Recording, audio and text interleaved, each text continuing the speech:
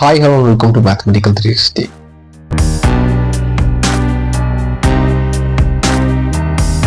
இதில் நான் பார்க்குற சப்ஜெக்ட் வந்து பார்த்தீங்கன்னா 10ஆம் வகுப்பு 10th ஸ்டாண்டர்ட் கணக்கு.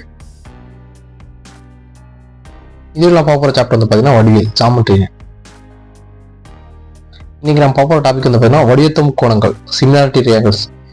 இந்த டாபிக் பேஸ் பண்ண ப்ராப்ளம்ஸ் தான் இந்த பார்க்க போகிறோம். ஆல்ரெடி பகுதி 1 அதாவது பார்ட் 1 வந்து பார்த்தீங்கன்னா ப்ரீவியஸ் வீடியோல பார்த்துருப்போம்.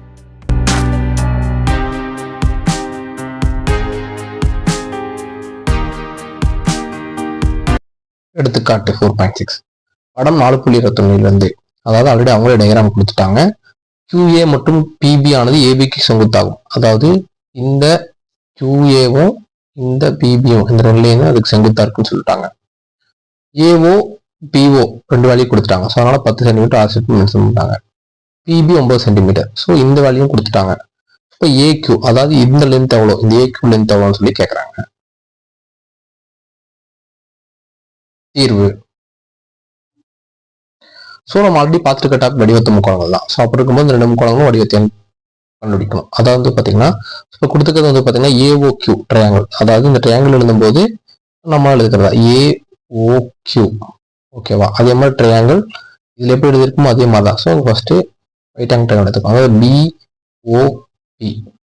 ஸோ இந்த ட்ரையாங்கிள் மட்டும் கரெக்டாக எழுதணும். அடுத்தது இந்த சிம்பிளுக்கு வந்து ஆங்கிள் OAQனா ஏங்கிறது வந்து பார்த்தீங்கன்னா 90 டிகிரி இருக்கிற கோணம். ஸோ அதை சென்டர்ல வச்சிருக்காங்க. அப்போ என்ன ஒன்று OAQ எடுத்திருக்காங்களா, அதே மாதிரி ஈக்குவல் டு OBP.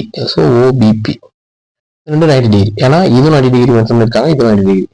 ஸோ இந்த ரெண்டு angle same. Second one triangle AOQ அதாவது இந்த ட்ரையாங்கிள் இந்த ஆங்கிளும் ஈக்குவல் டு ட்ரையாங்கிள் BOP. அதாவது வந்து பார்த்தீங்கன்னா BOP இந்த ட்ரையாங்கிள் அதாவது வந்து பார்த்தீங்கன்னா இந்த ஆங்கிள் AOQனா இங்கே O, இங்கேயும் சென்ட்ரல் ஒர்க், இங்கேயும் ஒர்க்கு. ஸோ ஒவ்வொரு இங்கேயும் இங்கேயும் ரெண்டு ஆங்கிள் இருக்கான். குத்தெதிர் கோணங்கள்.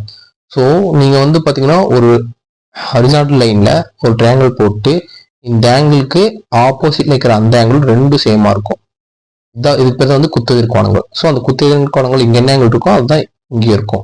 ஸோ அந்த ஆங்கிள் ரெண்டு சேம். அதனால தான் வந்து பார்த்தீங்கன்னா AOQ equal to BOP. So இந்த ஓங்கிற ஆங்கிள் வந்து பார்த்தீங்கன்னா ரெண்டு பக்கம் ஈக்குவல். ஸோ இப்போ நீங்கள் பார்த்தீங்கன்னா தெரியும் 90 டிகிரின்னு சொல்லிட்டு ஒரு ட்ரையாங்கிளோட ஆங்கிள் ரெண்டும் சேமாக இருக்கு ரெண்டு ட்ரையாங்கிளையும். அதே மாதிரி இந்த ஆங்கிளும் சேமாக இருக்கு.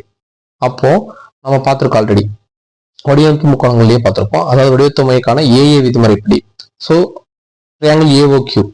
ஸோ அதே மாதிரி இருக்காங்க இந்த ட்ரையாங்கிள் AOQவும் ட்ரையாங்கிள் BOPயும் வடிவத்தை, அதாவது இந்த சிம்பிள் போட்டு வடிவத்தையும் போட்டிருக்காங்க. ரீசன் என்னன்னு வந்து பார்த்தீங்கன்னா ரெண்டு ஆங்கிள் சேமா இருந்துச்சுன்னா அந்த ரெண்டு ட்ரையாங்கிள் வடிவத்தையா இருக்கும். ஸோ இப்போ வடிவத்தையும் ப்ரூவ் பண்ணியாச்சு. ஸோ அடுத்தவங்க கேட்டுக்கு AQ கண்டுபிடிக்கணும். ஸோ வடிவத்தையும் நமக்கு என்னன்னு தெரியும், விகித சமம். அதோட அந்த பக்கங்களோட விகித சமம் வந்து பார்த்தீங்கன்னா ஈக்குவலா இருக்கும். ஸோ இது வந்து பார்த்தீங்கன்னா அந்த வடிவத்து முக்கோணங்கள் வீடியோ ஆல்ரெடி போட்டிருக்கோம். அந்த வீடியோ டிஸ்பிளே கொடுக்குறோம். அதை பார்த்தீங்கன்னா தெரியும் எப்படி இந்த பக்கங்கள் விகித சமம் சொல்லி போட்டிருக்கோம்னு சொல்லிட்டு. ஸோ அப்படி பார்க்கும்போது ஃபர்ஸ்ட் ரெண்டு ட்ரையாங்கிள், அதாவது இந்த ட்ரையாங்கிள் நம்ம கரெக்டாக எழுதிட்டீங்கன்னா வரும். So AO, so AO divide by BO. அதே மாதிரி second one OQ, so OQ divide by OP. So இந்த நீங்கள் ட்ரையாங்கிள் நேம் நீங்கள் எழுதுறீங்க பார்த்தீங்களா, அதுதான் மெயின். ஸோ நான் சொன்ன மாதிரி எப்படி இருக்கிறீங்களோ கரெக்டாக அது மாதிரி எடுத்துக்கணும்.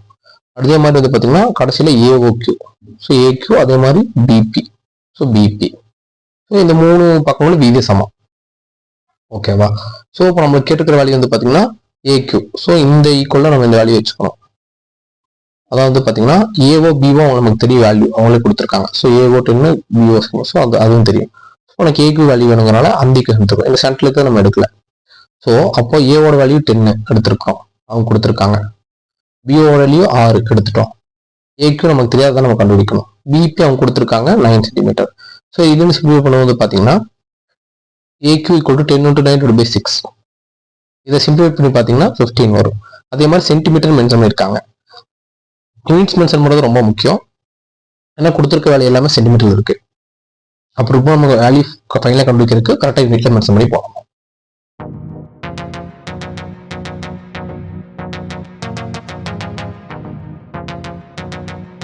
எடுத்துக்காட்டு 4.7 வடிவத்து முக்கோணங்கள் ABC மற்றும் PQ சுற்றுலவு முறையே. அதாவது ABCன்னு ஒரு முக்கோணமும் BQ ஒரு முக்கோணம் வடிவத்தையும் அவங்களே சொல்லிட்டாங்க.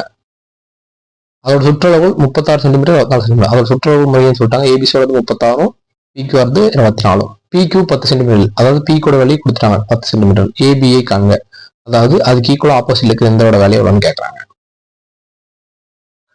தீர்வு வடிவத்து முக்கோணத்தின் ஒத்த பக்கங்களின் விகிதம் அவற்றின் ஒத்த சுற்றலின் விகிதத்திற்கு சமம். அதாவது அதோட ஒத்த பக்கங்களோட விகிதம், அதாவது இந்த ஒவ்வொரு பக்கங்களோட விகிதம் வந்து பாத்தீங்கன்னா அந்த சுற்றளவின் விகிதத்திற்கு சமம். இந்த சுற்றளவு என்ன கொடுத்தாலும் அது விகிதத்துக்கு சமம். இது வந்து பாத்தீங்கன்னா இந்த பாயிண்ட் வந்து பாத்தீங்கன்னா பார்ட் 2 வீடியோல, அதாவது வடிவத்து முக்கோணம் சில விதிமுறைகள் சொல்லி பார்த்திருப்போம். அந்த வீடியோக்கான டிஸ்பிளே கொடுத்துறேன். ஸோ அதை பார்க்கணும்னு தெரியும், இந்த பாயிண்ட் அதில் நம்ம போட்டிருப்போம். ஸோ அந்த டெரிவேஷன் படி ட்ரையாங்கிள் ஏபிசி. ஸோ இப்போ நான் சொன்ன மாதிரி ட்ரையாங்கிள் நேம் கரெக்டாக அடிக்கணும். ஸோ இப்போ இங்கே ஸ்டார்ட் ஆகுதுன்னா ட்ரையாங்கிள் ஏபிசி, கடைசியில் தான் அந்த ரெக்டாங்கிள் ட்ரையாங்கிள் போட்டிருக்கோம். So ABC. அப்போ இங்கே அதே மாதிரி என்ன பண்ணணும், பிக்யூஆர். ஸோ அப்போ பிக்யூஆர் எடுத்திருக்கோம் 6 இது வடிவத்தையும் அவங்களே சொல்லிட்டாங்க. அப்படி இருக்கும்போது நான் சொன்ன மாதிரி ஃபர்ஸ்ட் ஏபி. ஸோ ஏபி இங்கே ஃபர்ஸ்ட் பிக்யூ, அடுத்து வந்து பார்த்தீங்கன்னா பிசி இங்கே Q R. So B C Q R. So first one last one A C P R. So A C P R. So இப்போ நம்ம இந்த பாயிண்ட் சொன்ன மாதிரி பார்த்தீங்கன்னா ஒத்த சுற்றலின் வீதத்துக்கு சமம். ஸோ ஒத்த சுற்றல் வீதம் நமக்கு தெரியும் 36/24. அதாவது ஏபிசியோட சுற்றல் வந்து பார்த்தீங்கன்னா 36, அவங்களே கொடுத்துருக்காங்க. பிக்யூஆர் சுற்றல் வந்து 24. ஸோ இந்த பாயிண்டோட இது படி பார்த்தீங்கன்னா அந்த பக்கமோட விகித சமத்துக்கு இந்த சுற்றல் விகித சமம் ஈக்குவலாக இருக்கும். ஸோ இப்போ நமக்கு தெரியாத வேல்யூ என்ன கண்டுபிடிக்கணும், ஏபி. ஸோ அப்போ இந்த ஏபிங்கிறத எடுத்துக்கலாம். ஸோ அப்போ A B divide by P Q equal to 36/24. நமக்கு பிக்யூட வேல்யூ கொடுத்துருக்காங்க 10ன்னு சொல்லிட்டு. ஸோ அதை நம்ம சப்மிட் பண்ணுறோம். ஸோ அவங்களே கொடுத்துருக்காங்க 10. ஸோ 10 சப்மிட் பண்ணிங்கன்னா ஏபி நமக்கு கிடைச்சிரும். So A B equal to 36 × 10 / 24.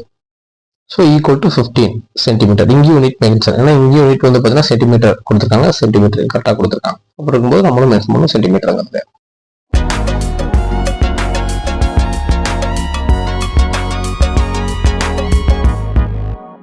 எடுத்துக்காட்டு 4.8. முக்கோணம் ஏபிசி ஆனது டிஇஎஃப்க்கு வடிவத்தொகை. ஸோ அவங்களே சொல்லிட்டாங்க 2 முக்கோணம் வடிவத்தொகை. மேலும் B C equal to 3 centimetre, E F equal to 4 centimetre மற்றும் முக்கோணம் ஏபிசியின் பரப்பு equal to 54 centimetre square. D E F பரப்பை காண்க. அதாவது ஒரு பரப்பு கொடுத்து சென்டிமீட்டர் ஸ்கொயர் கொடுத்துருக்காங்க. பரப்புனா என்ன, ஏரியா ஸ்கொயர் வரும். தீர்வு இரு வடிவத்த முக்கோணங்களுக்கிடையே பரப்புகளின் விகிதமானது அவற்றின் ஒத்த பக்கங்களின் வர்க்கங்களின் விகிதத்திற்கு சமம். அதாவது பாத்தீங்கன்னா 2 வடிவத்து முக்கோணங்கள் கொடுத்துருக்காங்கன்னா அந்த பரப்போட விகிதம் வந்து பாத்தீங்கன்னா அதோட விகிதம் வந்து பாத்தீங்கன்னா ஒத்த பக்கங்களின் வர்க்கங்களின் விகிதத்திற்கு சமம். இது வந்து பாத்தீங்கன்னா அந்த விதிமுறை வீடியோல பார்த்திருப்போம். அந்த வீடியோ பார்த்திருந்தீங்கன்னா உங்களுக்கு இது புரியும். ஸோ அதுபடி வந்து பாத்தீங்கன்னா முக்கோணம் ஏபிசியின் பரப்பளவு முக்கோணம் பிசியின் பரப்பளவு ஈக்குவல் டு ஒத்த பக்கம்னா ஃபார் எக்ஸாம்பிள் அவங்க கொடுத்துக்கிறது பிசியும் இஎஃப் கொடுத்துருக்காங்க. ஸோ அவங்களே கொடுத்துருக்காங்க. ஸோ அப்போ நமக்கு ஒத்த பக்கங்கள்ல பிசிஎஃப் கொடுத்துருக்கனால ஒத்த பக்கங்களோட விகிதம்னா பிசி ஸ்கொயர் / இஎஃப் ஸ்கொயர் எடுத்திருக்கோம். ஸோ அது இந்த பாயிண்ட்ல மென்ஷன் பண்றாங்க. ஸோ அப்படி இருக்கும்போது ஏபிசியின் பரப்பளவு கொடுத்துருக்காங்க 54 சென்டிமீட்டர். ஸோ நம்ம கல்குலேட் பண்ணிட்டோம். டிஎஃப் பரப்பளவு தெரியாத நம்ம கண்டுபிடிக்கணும். ஸோ பிசியோட வேல்யூ எவ்வளவு கொடுத்துருக்காங்க 3. So 3 square. EF equal to 4 square. ஏன் ஸ்கொயர் பண்ணிருக்கோம்னா இந்த பாயிண்டோட டெரிவேஷன் படி. ஸோ இதுதான் டெரிவேஷன், அந்த விதிமுறை இல்லை. ஸோ அப்படி பண்ணா கரெக்டாக வரும். ஸோ அப்போ இது சிம்பிளை பண்ணீங்கன்னா முக்கோணம் டிஎஃப் பரப்பளவு ஈக்குவல் 16 × 54/9. இதை சிம்பிளை பண்ணீங்கன்னா 96 வரும். இங்க சென்டிமீட்டர் ஸ்கொயர் போட்டிருக்கோம். இதனால பரப்பளவு என்ன வரும், ஸோ அதோட ஸ்கொயர் வரும். அதாவது ரெண்டு பக்கத்தையும் நம்ம மல்டிபிள், அதாவது ஆஃப் பிஹெச் ஒரு ட்ரையாங்கிளோட இதுனா B centimetre H centimetre into போகும்போது சென்டிமீட்டர் ஸ்கொயர் வரும். ஸோ பரப்பளனாவே யூனிட் கரெக்டாக சென்டிமீட்டர் ஸ்கொயர்ல போட்டிருக்கோம்.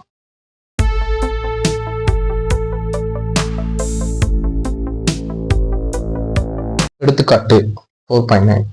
பி மீட்டர் இடைவெளி ஏ மீட்டர் மற்றும் பி மீட்டர் உள்ள 2 தூண்கள் உள்ளன. ஸோ பினா இவங்க சொல்லியிருக்காங்க பார்த்தீங்கன்னா இந்த டிஸ்டன்ஸ் பி மீட்டர் இடைவெளி, ஏங்கிற கம்பம் ஸ்மால் ஏ, பிங்கிற கம்பம் 2 கம்பம் இருக்குன்னு சொல்லியிருக்காங்க. தூண்கள் உச்சியிலிருந்து எதிரே உள்ள தூண்கள் அடிக்கு வரைப்படும் கோடுகள் சந்திக்கும் புள்ளி உயரமானது, அதாவது தூண்கள் உச்சி. ஸோ இந்த தூண்ல இருந்து இங்க ஒரு லைன் போட்டிருக்காங்களா, ஸோ அதாவது ஏடிங்கிறது அந்த லைனும் இந்த பிசிங்கிற லைன் போட்டிருக்காங்க பார்த்தீங்களா, அந்த 2 புள்ளியிலும் இன்டர்மீடியட் ஆகி கட்டார பார்த்தீங்கன்னா அந்த ஓங்கிற பாயிண்ட், அந்த புள்ளியின் உயரமானது. ஸோ இந்த ஓஹெச் இருக்கு பார்த்தீங்களா, இந்த டிஸ்டன்ஸ் வந்து பார்த்தீங்கன்னா ஏபி / ஏ பிளஸ் மீட்டர் என நிரூபிக்கும். ஸோ இப்போ அவங்க ஜனரல் இந்த ப்ராப்ளம் கொடுத்தாங்கன்னா நீங்கள் இந்த கம்பத்தை போட்டுட்டு ஸோ நீங்களே மென்ஷன் கொடுக்கீங்க. அதாவது ஏங்கிற கம்பம் ஏபினும் பெரிய கம்பம் சிடினும் பி அதை நோட்டேஷன் மென்ஷன் பண்ணுறோம். ஸோ அவங்க சொன்ன மாதிரி 2 இதுக்கு இப்படி ஒரு லைன் போட்டீங்க, அதாவது அடிப்பக்கத்துக்கும் ஆப்போசிட்டுக்கு அடிப்பக்கம் போடும்போது இங்கே ஓங்கிற லைன்ல கட்டாது. ஸோ அதோட டிஸ்டன்ஸ் தான் நம்ம ஹெச்னு வச்சுக்கிறோம். அவங்க உயரம்னு சொன்னாலும் நம்ம அதை ஹெச்னு வச்சிருக்கோம். அதுக்கப்புறம் வந்து பார்த்தீங்கன்னா இந்த பாயிண்ட்டை ஓன் நம்மளா எடுத்திருக்கிறோம். எல்லுங்கிறது வந்து பார்த்தீங்கன்னா நம்மளா குறிச்சு வச்சிருக்கோம். ஸோ எக்ஸ் ஒய்ங்க நெக்ஸ்ட் அடுத்த ஸ்லைட் பார்க்கும்போது புரியுது எடுத்திருக்கோம். தீர்வு பி மீட்டர் இடைவெளியில் ஏபி மற்றும் சிடி என்ற தொகுப்பு. நான் இப்போ இதை சொன்னதான் அங்கேயே அப்படியே போட்டிருப்பாங்க. ஸோ பி மீட்டர் இடைவெளியில் ஏபி மற்றும் சிடிங்கன்னா ஏங்கிற நாளுக்கு வந்து ஏங்கிற கம்பம் ஏபினும் பிங்கிற கம்பம் சிடிங்கிற கம்பம் எடுத்திருக்காங்க. ஸோ அது ஏ மீட்டர் பி மீட்டர் நம்மளே கொடுத்துருக்கோம். ஸோ ஏ மீட்டர் ஸ்மால் கம்பம் பிங்கிறது பெரிய கம்பம். அதாவது A C equal to P metre. So அவங்க சொல்லியிருக்காங்க ஏசி வந்து பார்த்தீங்கன்னா பி மீட்டர் டிஸ்டன்ஸ் நமக்கு தெரியும். ஏடிபிசி ஆனது ஓவில் சந்திக்கிறது. ஸோ இப்போ ஏடி மீன்ஸ் இந்த லைன்ல நீங்க போடும்போதும் இந்த லைன் இருந்து பிசிங்கிற போகும்போதும் நம்ம சந்திக்கிற புள்ளி வந்து ஓன் நம்ம கொடுத்துருக்கோம். ஸோ இதில் நம்ம எடுத்திருக்கிறது. ஸோ இப்போ இந்த ஹெச்சை தான் வந்து இதுன்னு சொல்லி இப்போ ஒர்க் பண்ண அந்த இடத்த. சிஎல் ஈக்குவல் டு எக்ஸ், அதாவது இந்த பிங்கிற டிஸ்டன்ஸ் ரெண்டா பிரிச்சிருக்காங்க. அதாவது சிஎல் இந்த எல்லுங்கிற பாயிண்ட் வரைக்கும் எக்ஸ் ஒன்னும் எல்ஏங்கிற பாயிண்ட் வரைக்கும் ஒய்னு கொடுத்துருக்காங்க. இதெல்லாம் எடுத்தோம்னு சொல்லிட்டு நெக்ஸ்ட் ஸ்லைட் பார்க்கும்போது புரியும். அதே மாதிரி x plus y equal to P. So இது நமக்கு தெரியும் எக்ஸையும் ஒய் ஆட் பண்ணா அதோட மொத்த டிஸ்டன்ஸ் பிங்கிறது.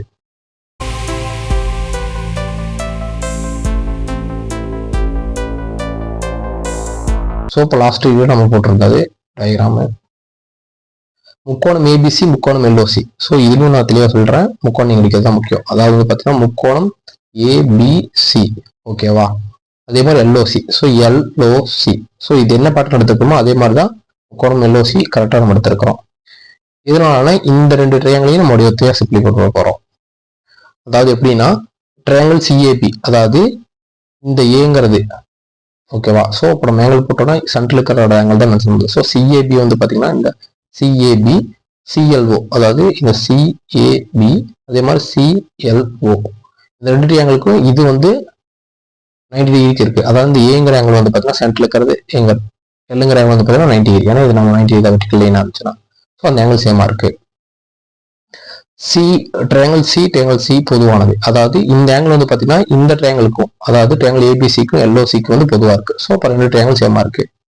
ஸோ இதுல இருந்து பார்த்தீங்கன்னா triangle CAP triangle CLO AA விதிமுறைப்படி, அதாவது ட்ரையாங்கிள் சிஏபி அதே மாதிரி சிஎல்ஓ இங்க கொடுத்துருக்கோம் பாத்தீங்களா, அதை அப்படியே போட்டு ஏஏ விதிமுறைப்படி, அதாவது வடிவத்து முக்கோணங்களை பார்த்துருப்போம்ல அந்த விதிமுறைப்படி இது வடிவத்தவை. ஸோ இந்த வடிவத்தை சிம்பிளா போட்டிருக்காங்க. வடிவத்தைங்கன்னா என்ன, ஒத்த பக்கங்கள் விகிதத்திற்கு சமம். அப்ப என்ன பண்றோம், ஃபர்ஸ்ட் சிஏ அப்ப இங்க சிஎல் டிவைட் பை அதே மாதிரி AB divide by LO. So நம்மளுக்கு இந்த CA divide by LA AB divide by L இந்த ரெண்டு வேல்யூஸ் தான் தெரியும், நமக்கு இங்க இருக்க தெரியாது. அதனால நம்ம இந்த பக்கத்து மட்டும் எடுத்துக்கிட்டோம், இந்த ஈக்குவல் மட்டும்.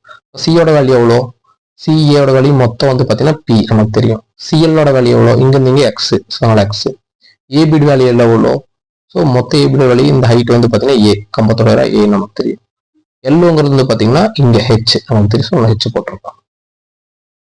இந்த ஃபர்தர் சிம்பிள் பண்ணும்போது பார்த்தீங்கன்னா எக்ஸ் இங்கே போட்டு ஏஹெச் இங்கே வரும்போது பிஹெச் டிவைட் பை ஏன்னு சொல்லுவோம். ஸோ இது ஈக்குவேஷன் 1 எடுத்துக்கிறாங்க.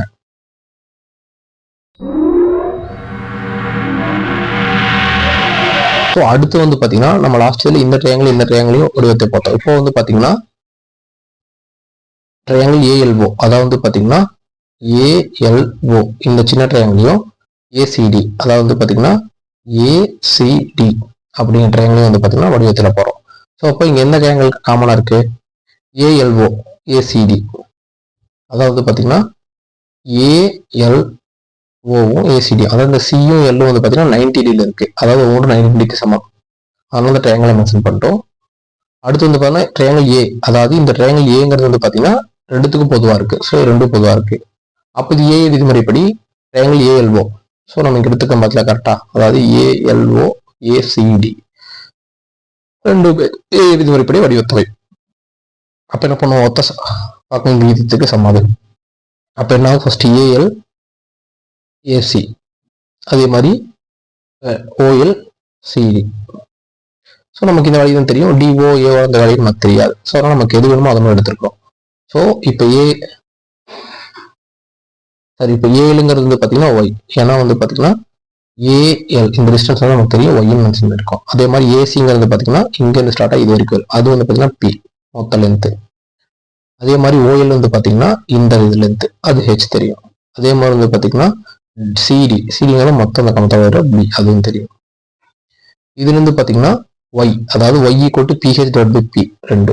இது ரெண்டு ஈக்குவேஷன் எதுக்குன்னா நம்ம அந்த ப்ரூவ் பண்ணணும்னு சொன்னாங்க பார்த்தீங்களா, அதை ப்ரூவ் பண்ணுறதுக்காக இந்த ஈக்குவேஷன் இருக்கும். ஃபர்ஸ்ட் எக்ஸ் கண்டுபிடிச்சோம், இப்போ ஒய்னு கண்டுபிடிச்சா அது செகண்ட் வச்சிருக்கோம்.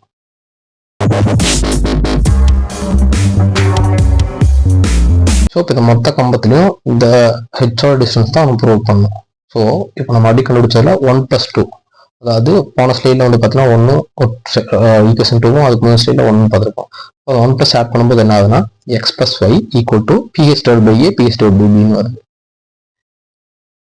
இந்த p எப்படி வந்துச்சுன்னா நம்ம ஃபர்ஸ்ட் இனிஷியல் ப்ராப்ளம் பார்த்தீங்களா x+y, அதாவது பார்த்தீங்கன்னா இந்த x+2 ஆட் பண்ணி மொத்த வழி என்ன p, அதனால நம்ம டேரெக்டாக அது பின்னு போட்டோம். இங்க வந்து பார்த்தீங்கன்னா ph காமன் எடுத்திருக்கோம். ஸோ அப்போ ph காமன் எடுத்தீங்கன்னா என்ன ஆகும், ph இடத்துல 1 போடணும். So 1/a + 1/b. ஃபர்தரா பார்த்தீங்கன்னா இந்த p கேன்சல் ஆச்சுன்னா h மட்டும் தான் இருக்கும். 1 = h a + b, அதாவது கிராஸ் மல்டிபிள் பண்ணியிருக்காங்க. a + b/ab. நம்ம h தான் வேணும், அதாவது நம்ம h தான் கண்டுபிடிக்க போறோம். ஸோ இப்போ h = ab, அதாவது இங்கே போகும்போது தலையில மாறி இப்படியே. ஸோ அப்போ a/a + b. ஸோ ப்ராப்ளம்ல அவங்க ப்ரூவ் பண்ணணும்னு சொன்ன வேல்யூ வந்துருச்சு நம்மளுக்கு. ஸோ தேர்ஃபோர் இரு தூண்கள் உச்சிலிருந்து எதிரெதிரே உள்ள தூண்களின் அடிக்க வரையப்படும் கோடுகள் சந்திக்கும் புள்ளியானது. ஸோ சொன்ன மாதிரி இந்த லைனும் வர சந்திக்கும் புள்ளி ஓ இருக்கு பார்த்தீங்களா, அதோட ஹைட் டிஸ்டன்ஸ் வந்து பார்த்தீங்கன்னா ஹெச் வந்து பார்த்தீங்கன்னா a/a + b மீட்டர் ஆகும். ஸோ அவங்க கொடுத்தது ப்ரூவ் பண்ணிட்டோம்.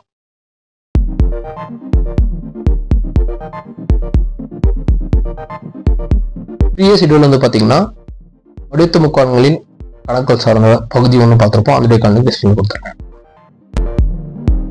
தேங்க்ஸ் ஃபார் வாட்சிங்.